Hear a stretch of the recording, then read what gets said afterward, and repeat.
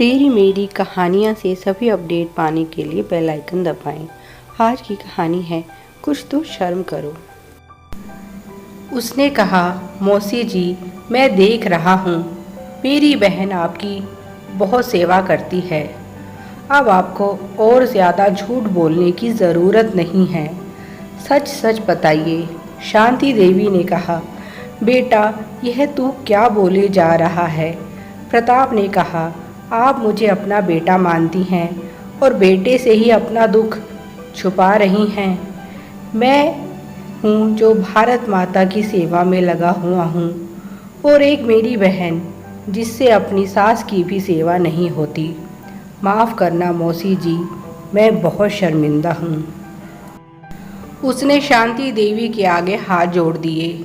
उसकी आंखों में आंसू थे। बस फिर तो शांति देवी ने भी अपनी आप बीती कह सुनाई। घर में किसी तरह का कलेश ना हो, इसी वजह से वह अपने बेटे राजेश के आगे भी बहू की कोई बात नहीं बताती थी और इसी के कारण उनकी बहू का दुस्साहस इतना बढ़ता जा रहा था। अगर कभी कभार कोई बात गलती से बेटे के सामने बोल देती तो बहू उनसे इतना रूठ जाती कि उन्हें समय पर खाना भी नहीं देती थी। अभी वह बहू के भाई से बात कर ही रही थी कि तभी बहू वहां आई और चिल्लाने लगी, मेरे खिलाफ मेरे भाई के मन में जहर घोलने की कोशिश कर रही हो। यह मत भूलो, यह तो थोड़ी देर के लिए आया है, पर तुम्हें तो मेरे साथ ही रहना है। मेरी बुराई का कोई मौका नहीं छोड़ती। तभी नारायणी का भाई चिल्लाया, अपने बड़ों से बात करने का तरीका भी भूल गई हो क्या तुमने तो शर्म बिल्कुल ही बेच खाई है। कुछ तो शर्म करो। तुम्हारी माँ से भी बड़ी हैं यह उम्र में और तुम्हारी सास नहीं बल्कि माँ से बढ़कर प्यार दिया है उन्होंने और तुम इनके प्यार का यह नतीजा दे रही हो।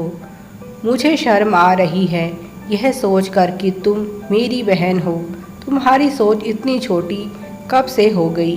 क्या तुम्हें दिखाई नहीं देता इन्हें कुछ कहने की ज़रूरत है? कोई भी इंसान देखकर यह अंदाज़ा लगा सकता है कि इनकी इस उम्र में कितनी सेवा पानी हो रही है। यह मैले कपड़े और जिस बिस्तर पर यह बैठी हुई हैं उस बिस्तर की हालत तो देखो। यह उलझे हुए बाल, इतने बड़े बड़े हाथ पैरों के नाखून, चेहरे पर मायूसी। इन्हें शायद दिखना कम हो गया हो, पर जो भी इन्हें देखेगा वह तो अंधा नहीं, वह देखकर ही बता देगा कि इनकी क्या दशा है। इसमें इनकी नहीं तुम्हारी बेइज्जती है। नारायणी बोली, भैया आप इस औरत को जानते नहीं हो, इसने मेरे साथ क्या क्या किया है। प्रताप बोला, हाँ मैं अच्छे से जानता हूँ इस औरत ने तुम्हारे लिए क्या क्या किया है। जब तुम्हारा पति तुम्हें छोड़कर दूसरी शादी करने चला था तब यही औरत थी जिसने तुम्हारा घर उजड़ने से बचाया। क्या तुम्हें इस बात का पता है जिस घर पर तुम्हारा एक छत्र राज है, क्या वह घर तुम अपने पीहर से लाई थी? नहीं, वह घर इसी का बनाया है।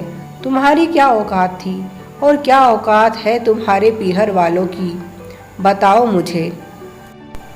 अरे तुम्हारी शादी का सारा खर्चा इन्होंने उठाया था और ना सिर्फ तुम्हारी शादी का बल्कि आज अगर मैं अपने पैरों पर खड़ा हूँ और तुम्हारा पीहर समृद्ध है तो इसके पीछे भी इसी देवी का हाथ है।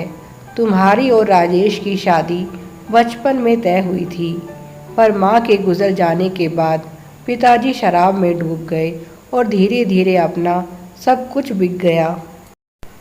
अगर यह चाहती तो इस शादी को तोड़कर कहीं अच्छी जगह अपने बेटे का रिश्ता कर सकती थी, पर यह अपने वादे की पक्की थी। इन्होंने न सिर्फ अपना वादा निभाया बल्कि कभी तुम्हें सच्चाई का आभास भी नहीं होने दिया। तुम्हारे पास आज जो कुछ है सब कुछ इनका दिया हुआ है, पर इन्हें यह सब कुछ मुफ्त में नहीं मिला था।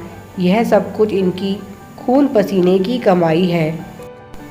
4 बेटियों और एक बेटे की परवरिश इन्होंने अपने दम पर की है। जब राजेश इनकी गोद में था तब इनके पति चल बसे। राजेश को तो अपने पिता की शक्ल भी याद नहीं होगी। उसे याद है तो सिर्फ अपनी माँ का संघर्ष। इसीलिए वह अपनी माँ को इतना मानता है और तुम उसी माँ का ऐसा अपमान करती हो। तुम्हें शर्म आनी चाहिए। अगर आज भी तुम्हारी शिकायत राजेश से कर दे तो अभी और इसी समय वह तुम्हें धक्के मारकर घर से निकाल देगा। पर घर में कोई कलेश ना हो और घर की शांति बनी रहे। सिर्फ और सिर्फ इसी वजह से यह तुम्हारे सभी अत्याचार चुपचाप सहती आ रही हैं। तुमने इनकी चुप्पी को कमज़ोरी समझ लिया है। नारायणी अपने भाई की यह सारी बातें सुनकर हैरान थी। उसे तो यही लगता था कि उसकी सास उसके पति की दूसरी शादी करना चाहती थी क्योंकि उसके बच्चे नहीं हो रहे थे। पर उसे नहीं पता था कि वह गलत थी और उसकी सास के कारण ही उसकी गृहस्थी बची है। अब उसे समझ आया कि क्यों हमेशा उसके पीहर वाले उसकी सास की इतनी प्रशंसा करते आए हैं और हमेशा उनका पक्ष लेते आए हैं। उसने रोते हुए अपनी सास के पैर पकड़ लिए और उनसे माफ़ी मांगने लगी। माँ, मुझे माफ़ कर दो। शांति देवी ने उसे उठाकर अपने गले से लगा लिया और कहा, बहू, अकेले तुम्हारी गलती नहीं है, मेरी भी गलती है। मैं भी जब देखो तुम्हें कुछ ना कुछ बोलती रहती हूँ। क्या करूँ, बुढ़ापा है और कुछ तो कर नहीं सकती, यह ज़ुबान ही चलती है बस। प्रताप ने कहा, देखा इनकी महानता को। तुमने इनके साथ इतना बुरा बर्ताव किया और इन्होंने कितनी आसानी से सब कुछ भुलाकर तुम्हें गले से लगा लिया। नारायणी ने आगे बढ़कर अपने भाई से भी माफ़ी मांगी। प्रताप ने इतना ही कहा, अगर तुम यह चाहती हो कि हमारा नाता यूं ही बना रहे तो आगे से कभी भी मुझे शिकायत का मौका नहीं मिलना चाहिए। अगर तुम दिल से अपनी सास की सेवा और सम्मान करोगी तभी मैं तुम्हारा भाई हूँ, नहीं तो मेरा तुमसे कोई रिश्ता नहीं। नारायणी ने वादा किया कि अब वह हमेशा अपनी सास का ध्यान रखेगी और उनके साथ कभी गलत व्यवहार नहीं करेगी।